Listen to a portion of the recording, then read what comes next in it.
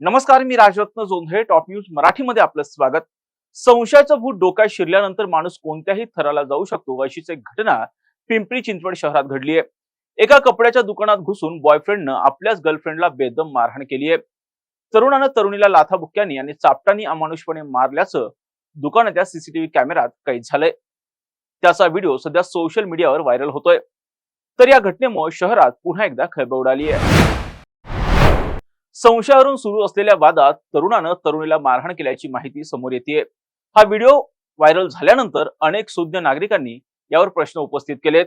पोलिसांनी या व्हिडिओची दखल घेतली, मात्र या तरुणाचा राग शांत झाला आणि त्यानं तात्काळ दुकानातच प्रेयसीचे पाय धरून तिची माफी मागितल्याचं समोर आलं. त्यामुळे इतकी मारहाण होऊनही या तरुणीने तरुणाविरोधात तक्रार देण्यास नकार दिला. तरी या घटनेबाबत नागरिकांमधून तीव्र संताप व्यक्त केला जातोय. महिला सुरक्षेचा प्रश्न ऐरणीवर आला असून महिलांनी स्वतः देखील स्वतःच्या रक्षणासाठी पुढे येणं गरजेचं आहे.